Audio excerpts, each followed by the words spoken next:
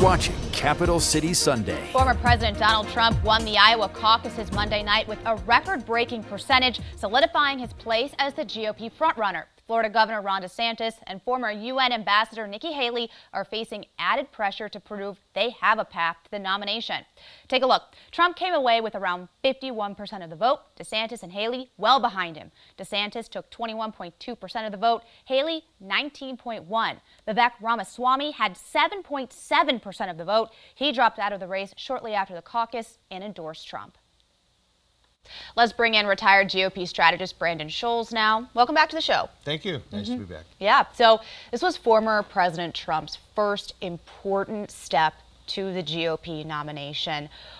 What led the former president to such an overwhelming victory in Iowa? I think it's clear the Trump team learned from past elections how to work Iowa, because in the very beginning, when he first ran, he just kind of went there and shook hands. In this caucus state, the first election we've had in the Republican primary, the Trump teams had boots on the ground across the entire state. A digital network built. They treated it like a campaign where they identified their voters, they gave them information, they helped them register for each of the caucuses, because remember, I was dotted with hundreds of caucuses. So they said, here's how you go to the caucus, here's how you register, here's how you vote. Are you committed to us? And during the course of all that, continued to send them information so that when the time came, they did a very classic get out the vote, very classic campaign tactic. And they got them to the caucus states, and they did it in weather like we all know is just freezing cold and terrible.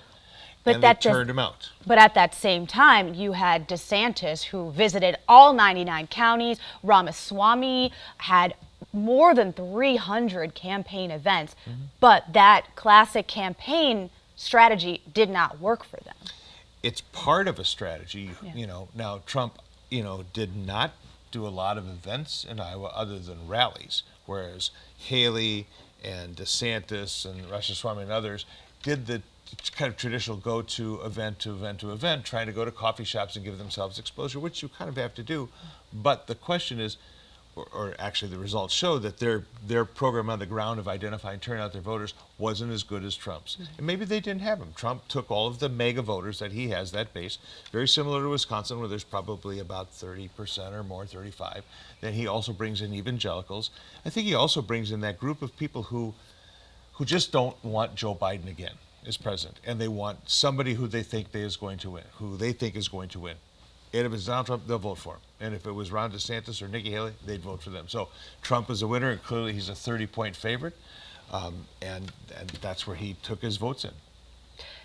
In New Hampshire, the primary is in just a few days. What do DeSantis and Haley need to do to stay in this race? Are Trump's voters, his base, are they turning out in New Hampshire in the same way, do you think?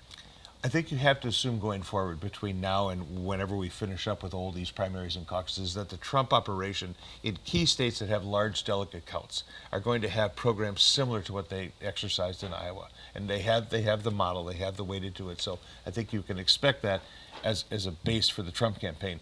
Whereas Haley and DeSantis are going to have to figure out, can they do the same thing? Now, in New Hampshire, Haley has a little bit of advantage because it's more of a moderate state. Iowa is very conservative, and the caucus goers are very conservative.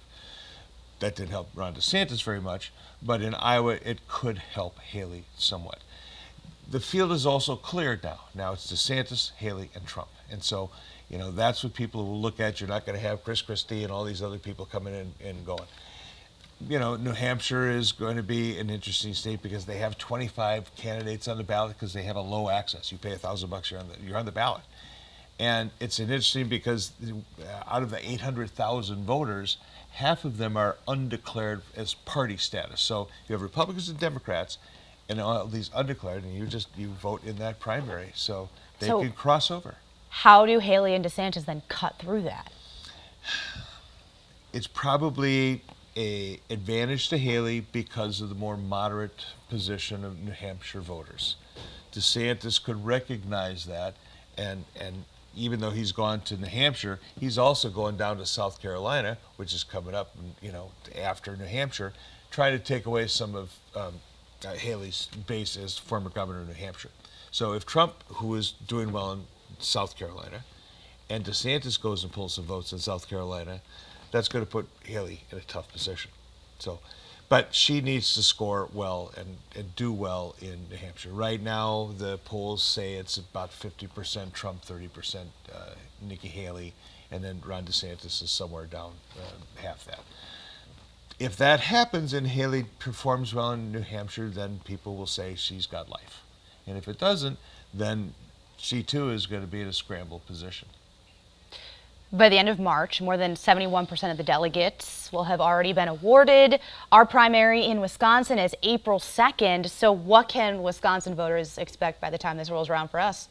Well, I think in the beginning of March, you have Super Tuesday, March 5th. And that's always a date, and those are always 5 elections that people really watch because of the location of the state. So you get a real, supposedly a pulse of the country. So a month before Wisconsin's primary, you could start to see this race be declared over by Trump. Trump's already saying it's over. He's already saying, this is inevitable. I'm winning. I'm going to win. It's already over. So give it another couple of weeks, and with the Trump campaign continuing that message, if they continue to win state after state after state after state, even up to Super Tuesday and after Super Tuesday, unless Nikki Haley is scoring some victories in those states, it could be over by the time we get to Wisconsin. But you don't know, because there's a mixture of primaries, there's a mixture of caucuses, and, you know, like they say, on any given Sunday, something can happen. What does that say about the validity of Wisconsin's primary, or even any of the other states that hold a primary that late? Yeah, I mean, it's always that fight discussion of the national parties and the third party, you know, the third party candidates and others to say, you know, these states are guiding the results, because now people know who's won in those states. So when they vote here, do they want to go with who they think is a winner, or are they willing to take a chance? And all the states do. Most of the states say, you know, are we valid anymore? Well, you can't have everybody have a primary on one day. You know, that's another national election, and I just don't know that you can make that happen. So, but there are times when they just aren't competitive races. You know, and way back, Bob Dole set the record in Iowa for the margin of victory that he had, and he went on to, you know, without an opponent, went on to lose. So was that an advantage? You know, do competitive races help and keep states involved with their primaries and caucuses all the way through into the summer when you have the national conventions? The Republicans are in Milwaukee in July, Democrats are in Chicago a month later. So you're trying to get relevance to go into that convention, and if you can stay in the game, if you can be competitive and get to the convention, then the question is, can you make a fight on the convention floor, or does Trump or who's ever in the lead have enough delegates to win it on the first ballot at the convention? Brandon Scholes, thanks so much for taking some time to be with us this morning. You bet. Nice to be here. Thanks.